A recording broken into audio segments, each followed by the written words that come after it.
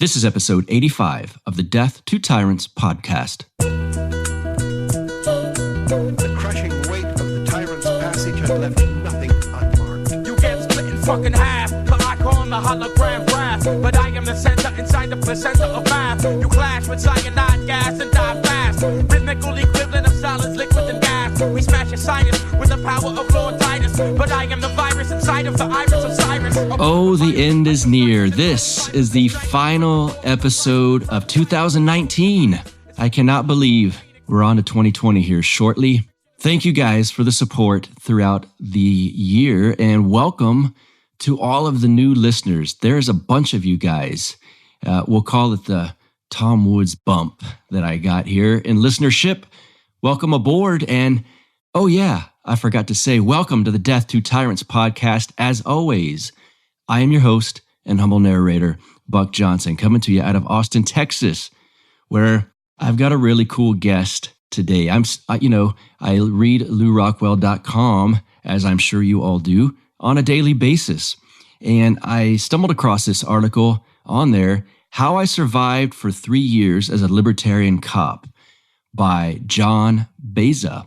And the title of the story grabbed me immediately, like, well, that should be interesting. A libertarian cop, you don't hear about those very often. And only 3 years at it, and he gets into all the details in the story, as he will in this interview today, on why it came to an end. So I reached out to him, said, you want to be on the podcast? He said he'd be honored to. Well, of course, I got to research him after that, right? Lo and behold, I've been in a very close proximity to this gentleman many, many times, including 2 months ago, whenever that Mises Institute event down in Lake Jackson happened. He's the head of security for Ron Paul. So if you guys have been to a Ron Paul event since 2012, and you see the tough gentleman with the silver flat top and the nice suit, always there protecting Ron Paul, well, you've seen my guest, John Baeza. That's him. Funny that I actually noticed him, like I said, when I was just in Lake Jackson a few months ago, and I thought, that son of a gun still protecting Ron Paul after all these years. How cool is that? And I actually thought, I walked near him and I thought, I hope he doesn't think I'm some kind of giant hooligan or something that's going to cause trouble. The voices in my own head. But yeah, I thought, that's cool. I've seen this guy so many times, and now I get to talk to him, and his story is super cool. We get into, like I said, the article, his 3 years as a libertarian cop. We get into all of his years as a cop, his conversion to libertarianism, and of course, I can't have John Baeza on this show and not discuss the Ron Paul years, 2012, the big Ron Paul revolution years, when this gentleman was head of security. I was at the Ron Paul convention in Florida in 2012. I played that with Jimmy Vaughn. And John said, oh, yeah, I remember you guys. So how cool is that? Now he's on the show. Let me tell you about this gentleman. John Baeza is a retired NYPD detective who was assigned to the Manhattan Special Victims Squad, where he investigated and reviewed approximately 1,000 cases of rape, serial rape, sexual homicide, felony sexual assault, and child abuse cases. He became an expert in the above fields, including the subspecialty of false reports. Well, then I've already told you, of course, he was also Dr. Ron Paul's head of security. So cool. Let's get to John Baeza right now. John, thank you for being here on Death to Tyrants. Welcome to the show. Thank you. Thank you for having me. Yes, sir. I read a very cool article that you wrote on LouRockwell.com, and it was such a unique story. I had to reach out to you. It was called How I Survived for 3 Years as a Libertarian Cop. And before we get to the libertarian part or the cop part, can you tell us about yourself and what you do nowadays? Like I said, I read you on LouRockwell.com, and I assume you've done a few articles. So what are you doing now? Well, I'm an expert witness in police practices and procedures. Mostly I do wrongful police shootings and investigations that have gone awry. And that's typically the kind of cases I work on, police misconduct. And I just look for the truth. And if the truth means that the police did the wrong thing, then so be it. That's how I work. I work with my partner. He lives up in New York. We work together. And, I just look for the truth. That's it. Well, the philosophy of being a cop and being a libertarian, they don't always line up, I suppose, particularly well. When did you get into libertarianism, and how did that come about? It came about after I worked undercover in narcotics as an undercover officer, not just plainclothes, a real undercover. Like, I had my name was out of the computer. I had long hair. I had to go into the back door of the courthouse and the police stations. So anyway, when I was doing that, after 3 years of doing that, that's how I ended up not being a drug warrior. I stopped, being a drug warrior. I was against the drug war. But what happened was I was robbed at gunpoint, and I didn't have my gun on me because they always search you for a gun when you go inside. I was making a big buy of heroin, and a guy put the gun to my head. He had me. I had no gun, and he told me to turn around. And I knew that he couldn't look me in the face to shoot me. That's one of the things for bad guys. Even a mob, they don't really particularly want to shoot you in the face or shoot you in the back of the head. Anyway, I knew that what I had to do. So I had to stay facing him, which I did. I was scared to death, but I stayed facing him. And then after a little bit of a struggle, he ran down the stairs. I ran after him, and he got in the car, took off. He eventually got arrested, but that was the last buy I ever made. That evening, I said to myself, never making another buy. And I was also scheduled to go. I worked in the major case unit of Manhattan North Narcotics, which that was kind of a promotion almost. And we worked Colombian gangs and Dominican drug gangs. But I had no interest in being there when I was there. And I was scheduled to go to, at the time, it was the most elite unit in the police department, was the Drug Enforcement Task Force, where you work with the feds. And I had to go and ask my lieutenant if he could change that. And if I could go, I figured I knew where I wanted to go. I wanted to go where there was just victims, not victimless crime. And I did know I knew that.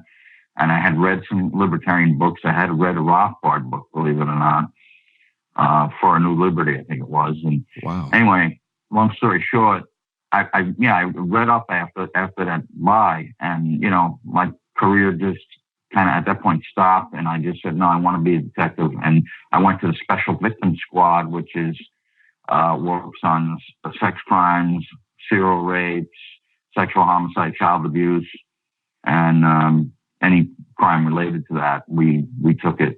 So I ended up working there for 6 years, and I loved the work. Of course, it was bad. It was terrible work. Terrible crimes. But I loved to do the work and actually get the real bad guy and put the real bad guy away.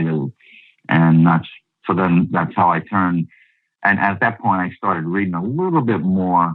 Not as much. We didn't have the computers and stuff or the internet as much back then. But I started reading a little bit more about libertarianism. And that's how when I retired, I was pretty libertarian. And then I think in 2007, when Ron Paul ran, was when I just completely, I was on board completely.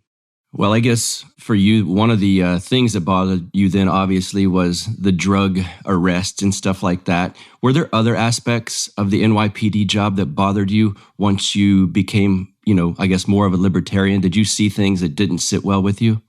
Yeah, I saw, cops would roll up and just put everybody up on the wall and then search everybody, and, things that were just not constitutional.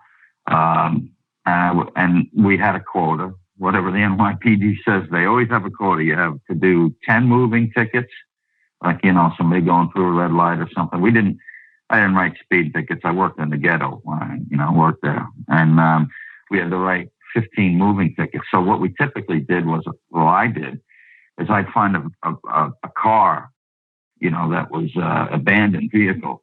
And back in the 80s, they never tow them. They'd be sitting there for months.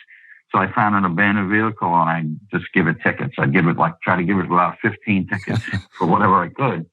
Because nobody's going to, answer to that. That way, those tickets are done. And then you got to remember, this is when I was a cop before I became libertarian. Yeah. I would give tickets to, if I saw people that we knew that were drug dealers or whatever, they would get tickets. But I had a sergeant that came up to me one time. He said, if the person's in the car has kids, if they're working, if they're a veteran, if they got a job, if they're looking for a job, don't give them a ticket. And that's how I went about that in NYPD. But when I was a detective, I didn't have to do tickets anymore. Right. One of the incorrect, I'll say, stereotypes about libertarians is, hey, you guys just want anarchy in the streets. You want no rules, no laws. And obviously that's not true at all. We are, I'm for laws against legitimate property crime all day long. It's the victimless crimes that we don't particularly want laws against. Do you think if the legal system were strictly based around that type of philosophy, i.e. crimes strictly against property, meaning rape, theft, murder, etc., would the job of a cop be easier or maybe even more attractive to people? Yeah, I think it would be. It might be a little more difficult because when I say difficult, I mean you have to be an investigator. You got to look at these crimes. You got to investigate them. You got to do the right thing. When you do drug crimes, you just have informants come up, or you have undercovers like me make a buy and say, this is the guy. And there's no real investigative work in it. When I left narcotics and I went into the Detective Bureau and Special Victims, I didn't take anything with me. I had no knowledge of how to investigate a crime, really. Because narcotics is just, get an informant or you get an undercover, you make a buy and they make the arrest. That's it. So it might make it more difficult in the sense that you have to now be on top of things. You have to know the law. It's not going to be easy. You're not going to have an informant. Like rapists don't talk to people about what they do, typically. Right. So you're not going to have informants on that. So that's the type of thing. But I think it would certainly make the job much, much, much better. And that would mean you would have to end the drug war. And that's one of my main goals. All right. Well, let's get into these 3 years where you had some freedom, it sounds like, to be, as you call it, a libertarian cop. Explain for my listeners the structure of things in the new department you find yourself in. I believe you said it was a local sheriff's office down in Florida. What was the structure like there compared to NYPD? Oh, it was much different. Much different. You were given your own car. In the NYPD, we used whatever car was available, had graffiti on it and stuff. So we were given our own car. We had no partner. We met every 2 weeks for roll call. So that means sometimes you didn't see a sergeant for 2 weeks. Wow. That since you're by yourself, you don't have anybody breathing down your neck. In the NYPD, you work in a precinct. I worked in a very small precinct. You couldn't do anything without somebody else knowing what you were doing. Here, I had a large county, and it was fairly well populated, and I had the ability to go out there and on my own do what I wanted to do. So the structure, that's kind of how it was structured. It was structured so you had the ability, if you wanted to try to be the most libertarian cop you could be. Not everyone else is doing that, but I was. Right. And for those listening who are wondering, well, what would a libertarian cop be like? It's easy to explain, I think, and you seem like a good one to explain it. So for the people new to libertarianism, which type of criminals then would fall under, let's say, a real criminal, that umbrella? Crimes against another person, rape, robbery, assault, and crimes against property. Those were basically pretty simple. Those were the things that I would make arrests for. I would get called to domestic violence cases, and sometimes you'd have to make an arrest there.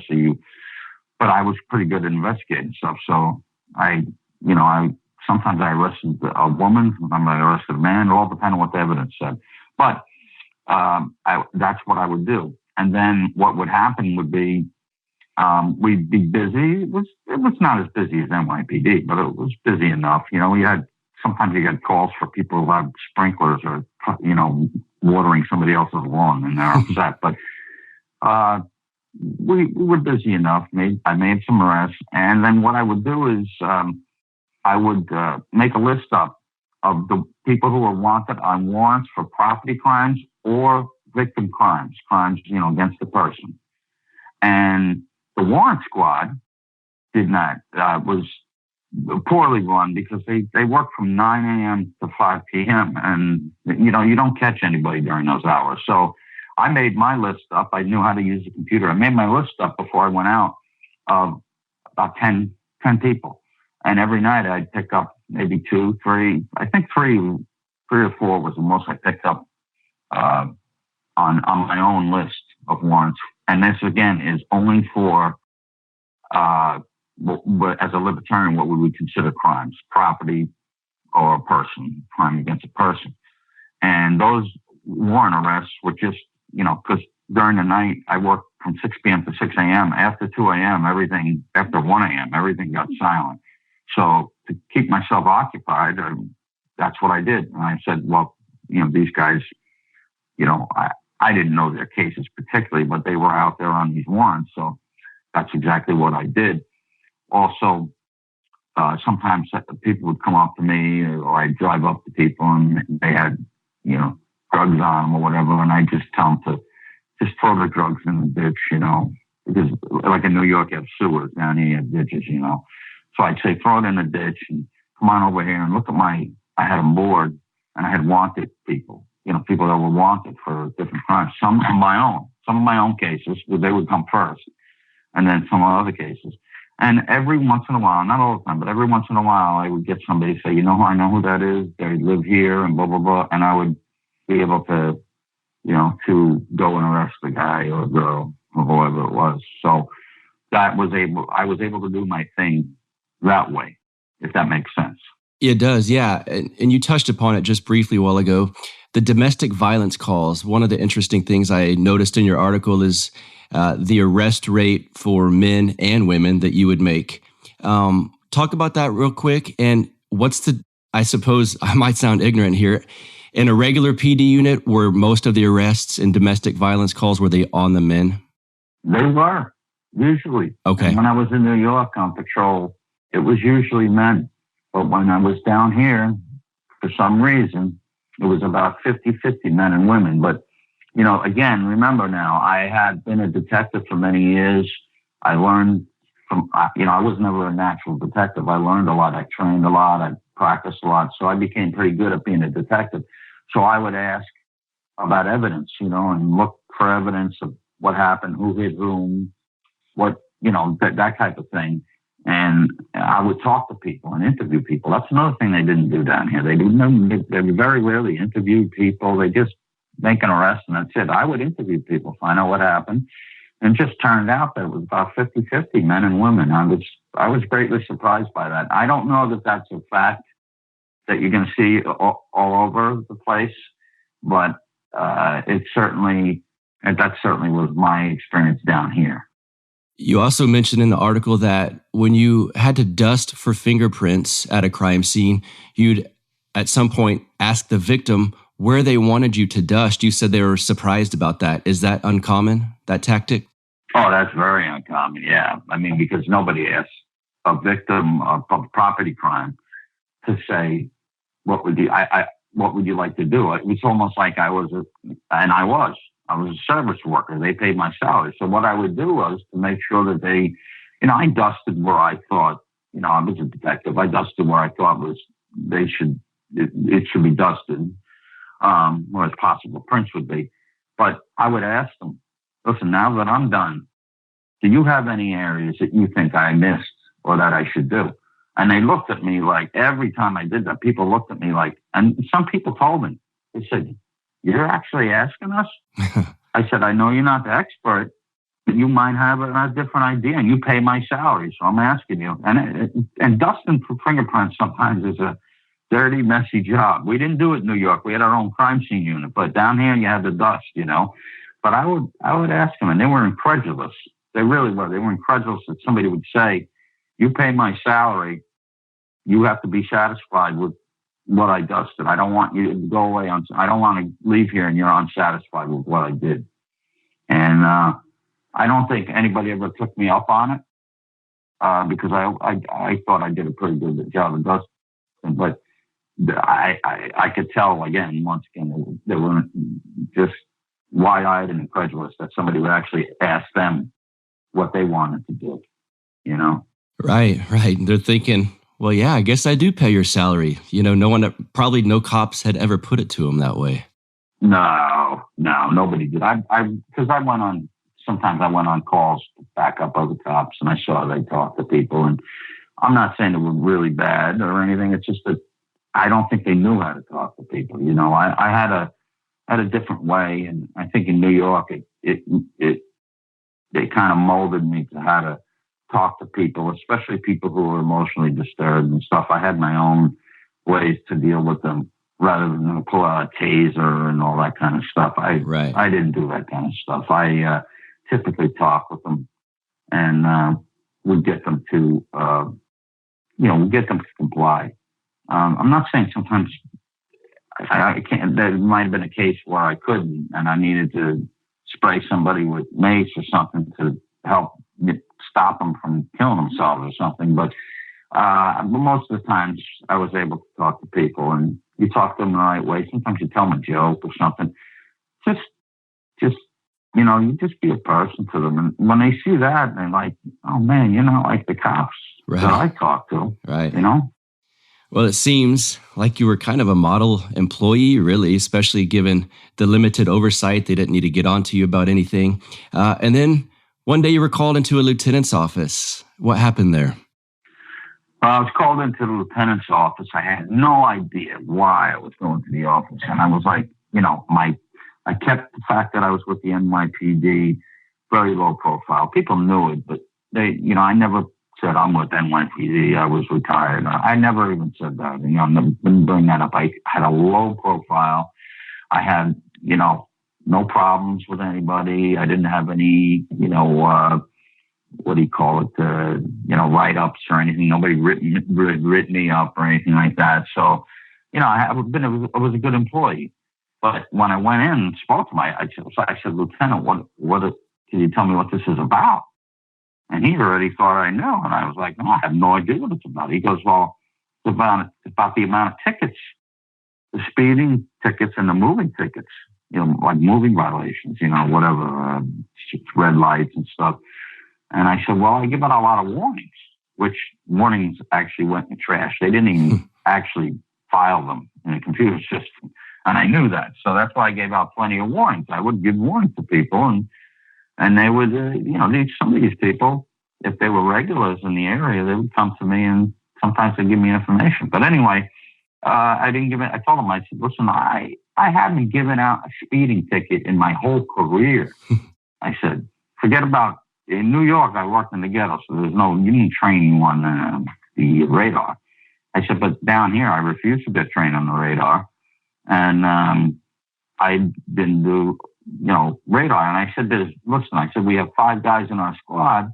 Each one does a different thing. I make arrests. I make quality arrests, rock solid arrests. And all my arrests are good. Everybody will tell you that, DAs. I said, but that was my specialty, quality arrests. I said, but there was one member of our unit, a little squad, and he would give out speeding tickets. What I didn't tell him was that whenever the deputy set up and on those hideaways or whatever to try to get speeders on a hill or something, I would pull down on my car. I would take whatever time I had. I would pull down the car away so he couldn't see me. And then I would put all my lights on in the car, and, the flashing lights on the top and stuff. And everybody, of course, slowed down, right? So he would come in sometimes we'd have to put stuff into the office. We'd have to go back to the office and put paperwork in. And I would see him and he'd be like, I can't get any speeding tickets. I never let on. I never told him that that's what I did. I certainly didn't tell the lieutenant that either. But the lieutenant basically told me that it was my ticket right, and I didn't write any tickets. So they shifted me to the day. They moved me to the day shift And I had like a sergeant like watching me. And I asked the sergeant, I said, "Sergeant, are you watching me?" And he goes, "Well, they told me, about tickets." So I'm not writing any tickets, So they didn't care about the quality of arrests or the quality of my work. I did darn good work, and I was proud of it. Very, very good work. In fact, one of the district attorneys down here said, "Listen, you're not a detective. You don't have to do that kind of work, extra work, photo arrays and this and that." I said, "No, I'm still a detective in my mind. I don't let people know, but I'm still got to act like that." But they wanted revenue. Mm-hmm. That's what they wanted. So I never wrote another ticket, never made a drug arrest, and I honorably resigned. I just figured this is it. The 3 years was up. I couldn't make it go any further. They had caught up to me with the tickets, and that was going to be it. And with close scrutiny, everything else could be a problem. So I resigned honorably, and I gave it my best shot as a Libertarian cop. Wow. What a cool story. I guess I'm gathering from this to at least that department, then the ticket writing and the revenue from that particular stream was more important than the arrest you were making. Yes. I was at first I was a little furious. I didn't say anything to Lieutenant, but I was inside. I was furious. I was like, "Look at these arrests. I made arrests as a deputy. I made arrests for attempted murder. I made, down there, it's not, you don't have the crime that you have in New York, but I made a lot of decent, and they were rock solid. In fact, I did one photo array, and it turns out that I didn't know, but it was the guy who was picked out in the photo array was a former sheriff. And he had been, he had done some property damage to a pizzeria or something like that. And somebody told me, that's a former sheriff here. I didn't know that, but wow. So what? What's done is done. Right. So, I just, but that didn't have anything to do with this. This is just that 3 years was it. That's all I could get out of it. And once they started watching me, then you can't do the work, because you could get, if I told somebody to get rid of drugs and I got rid of them, and somebody saw that, they could get me in trouble or something like that. So I didn't want to have that. I just decided that's it, Right. I needed to resign honorably, which I did. And that was, as I wrote at the end, so much for being a Libertarian cop, Yep. Well, I want to touch upon something else that you've done that is really, really cool. And I told you this off air before we started recording. I started doing my research on you, and I saw your picture, and I said, wait a second. I've seen this guy at all these Ron Paul functions that I've been to over the years, including just recently in Lake Jackson. I was down there and I saw you, and I thought, that's that same guy with the flat top that's always been protecting Ron Paul all of these years. How cool. Can we talk about that? How did that come about? And what was your actual job title with Ron? Well, I had been a volunteer in the Campaign for Liberty. And at times they needed somebody to, when he came to Florida, they asked for somebody to do, walk with him, kind of protect him. And I was a retired cop, and so they naturally, they picked me. And I did that for a couple different events. And then when the time came when he was running and announcing, I got a phone call, and they asked me, "Do you want to do be the director of security?" And I said, "Well, let me think about it for a minute." And I said, "I thought about it, and the answer is yes." I didn't really have to think about it. Right. And I said, sure, I would do it. And I stuck with Ron for even past the campaign, but about 15 months, almost day in, day out. And I've never, other than my father being, my hero, he's passed on, but other than my father, Ron Paul was, to me, my, I know people don't like to say hero or whatever, but he was my model, Mm-hmm. I started to change. My cursing stopped and all kinds of stuff, and it was just a wonderful time. It was very busy, but it was a 1 in a million job. Everybody probably wanted that job, and I was able to get it. And let me tell you something. I had a wonderful time, and I had so many moments that we during the campaign that were actually funny, which is good. We had a couple of close calls, but they were all on the highway. One truck went over a barrier and almost hit us. I mean, it would have killed us all. But we had a good driver that I work with, and he managed to get out of the way. But other than that, we had a good time, and we were treated. I had a male crew, but we were treated like men, and we were treated respectfully and as family by Dr. Paul and Mrs. Paul and the rest of the family. And to this day, we are treated like family when we come to their house, or we're invited to their house for an event or something. We're treated like family, and that I appreciate that so much. It means so much to me. I assume then you often got to see Dr. Paul, his interactions with the public and his fans and maybe even other politicians, yes? Yes. Mm-hmm. Yes, I did. And I know that he was very polite to other politicians, even though, I'm sure what he thought of them was different than, kind of how he acted the same. He would shake somebody's hand. He would be polite. He was never not polite. Ron was never not polite. He never swore at all, period. And, I would see him also, with the campaign crew. And sometimes he would say, listen, that ad's a little too harsh. I don't want that one, or something. I wasn't involved in the middle of it, but I could hear it. And, I used to sit you can't have a campaign without a private jet. So I would sit across from him. And sometimes I would think to myself, I'm sitting across from a guy that's just as good as Thomas Jefferson, as a statesman, Mm-hmm. And it really, to this day, I get a little kind of starstruck. Yeah. I know him so well, but I get starstruck. And we all, the team we have a team that still sees him. We all still call him either Sir or Dr. Paul. We used to call him on the campaign trail Congressman, but never Ron. To his face. That was not respectable. And we didn't do that. What were your thoughts and observations on the crowds Dr. Paul was getting back at those events in 2012? My gosh. We started with crowds of maybe, 10, 15 people in a room. And all of a sudden, we're at Berkeley, we got 9,000 people. We're at the University of Wisconsin, we got, 8,000 people. It was tremendous. And it was just, I wasn't really picked up in the media, I was very surprised. We're filling up these giant events. People are hanging in trees and standing on top of cars. And just amazing, the amount of people. And, that he drew, and he kept drawing more and more and more people.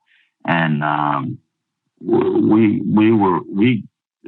were never overwhelmed because I had enough people, but sometimes it got very, very sticky because there was just so many people trying to get to Ron. People wanted just to touch him, and the way I ran my security detail, they were all NYPD cops, retired, but I did a Libertarian detail, basically. You don't step on anybody's shoes, you don't elbow anybody, you don't push anybody, unless you have to protect Ron or the family or the campaign staff.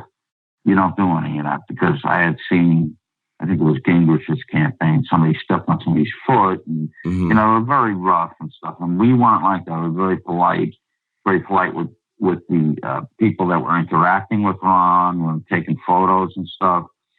So it was just a wonderful time. It was a crazy time, but it was a wonderful time.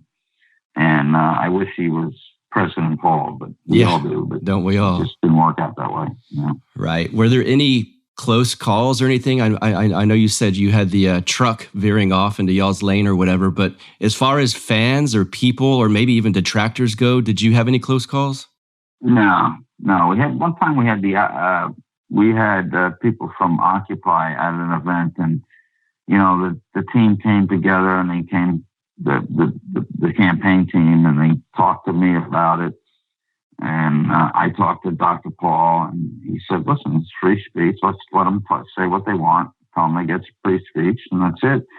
And sure enough, there was nothing. They didn't even make a speech because he thwarted them, because he just said, "Listen, we should have free speech and stuff." And they didn't even make a demonstration. So that was the closest thing. The only thing I can tell you, this is kind of funny, but this is the only thing I can tell you, is that at one of the photo lines, a man came up to me and said, "I like Ron Paul so much, I want to kiss him on the lips." And I said, "Well, that's not going to happen. You can't really do that, So then he said, "How about a kiss on the cheek?" And I said, "I'll tell you what, how about just a nice, firm, manly handshake?" And he said, "Okay." And he did it. And that was it. So, other than roadway stuff, the roadway stuff was scary. There was 2 roadway things. But yeah. Other than that, I can remember one time there was somebody trying to commit suicide at like Ventura Boulevard and whatever the highway was, 405 or 5 or 10 or whatever it was. And everybody looked at me like, somebody's got to do something. So I got out of the car, and they drove Dr. Paul to the place, and I ended up dragging the guy off the Ventura Boulevard. And it turned out that he was from a cancer. He was from a cancer center. He was dying of cancer. Oh. He wasn't drunk or anything like that. He just wanted to kill himself. So I talked to him for him, and I called up the ambulance. And then when I said I was a retired detective from New York, I shouldn't have said that, but I did. And all of a sudden, like 7 LAPD cars showed up, because NYPD and LAPD, we have a pretty good relationship. And all these cars showed up like right away. I was like, wow. I thought, well, that's good, because if if I needed help with Ron, they would be there. So yeah. But anyway, we had some funny times during the campaign. Really, we took everything seriously, but there were some just hilarious things that happened, and things that Ron did, and things that I could fill a book with it. It really was so good. That's so cool. And then you said briefly, then you talked off air, you did work for the Rand Paul campaign. Is that when he was running for the Republican nomination? Yes, I was the director of security for the Rand Paul campaign until that ended. We really didn't have any issues during that campaign either. I had another partner who worked with me, who was a friend of mine, NYPD detective, very libertarian, and I thought we did a very good job with that. It just that campaign just didn't go anywhere. Right. Well, this has been so cool to hear these stories. Before we go, do you write for LouRockwell.com on a regular basis? Where can my listeners find your stuff online? Yeah, yes, I pretty much on a regular basis. I try to do it every week, sometimes not, but I try to write an article on Lou Rockwell. I've written, half a dozen, maybe more, and I've been ramping it up, so I've been writing a little bit more. So that's where you can find my work, at LouRockwell.com. And if you want to find out about my police stuff and the expert witness stuff, if you just want to look at it and see some interesting stuff, that's NYPDtruth.com. And you could see cases we've done, and you can also see articles I've written, some scholarly articles that were in journals. So they're pretty interesting. So people might like that. Excellent. Then I will link to those in the show notes page for this episode. John Baeza, thank you so much for being here with us today on Death to Tyrants. Thank you very much. I'm very pleased to be here. I'm honored. I hope you guys enjoyed my final interview of the year. I've already got an exciting one to drop on y'all at the first release of 2020. It's going to be good. Let me tell you about something cool here. I'm going to talk about this on every episode if I can remember it. If you want to join the Libertarian Party, that's a big if. I understand that for many of you. But I'm back in. okay? Tom Woods is in, Dave Smith is in, Scott Horton's in, Pete Quinones. We are all in now, and we're infiltrating the party with real libertarianism. And I don't think that's a negative at all. I think that's a very positive net benefit here. If you want to join, you can join via this podcast. Go to www.lp.org/death-to-tyrants. So, I want them to know that I'm bringing aboard some hardcore libertarians into the LP. I want you guys to do that. It's going to be cool. And especially, the convention in 2020, the National LP Convention is right here in Austin. I've obviously got to be a part of that. And so come party with me. Join up through the Death to Tyrants link. Also, as always, you can find me on Facebook, facebook.com/Death to Tyrants podcast. Follow me on Twitter @BuckRebel, BuckRebel. Support the show if you'd like on Patreon, patreon.com/Death to Tyrants. Guys, Happy New Year to all of you listening. I could not thank you more for joining up and being part of this show and all the messages I've gotten from y'all through this year. I really appreciate it. Welcome to the new people to the show Death to Tyrants. Let's make some waves in 2020, all right? Y'all have a good one. Talk to you soon. You get split in fucking half, but I call him the hologram wrath. But I am the center inside the placenta of math. You clash with cyanide gas and die fast. Rhythmical equivalent of solids, liquid and gas. We smash your sinus with the power of Lord Titus. But I am the virus inside of the iris of Cyrus. Like the sound of the Death to Tyrants podcast? Our audio production is provided by Podsworth Media. Check them out at podsworth.com.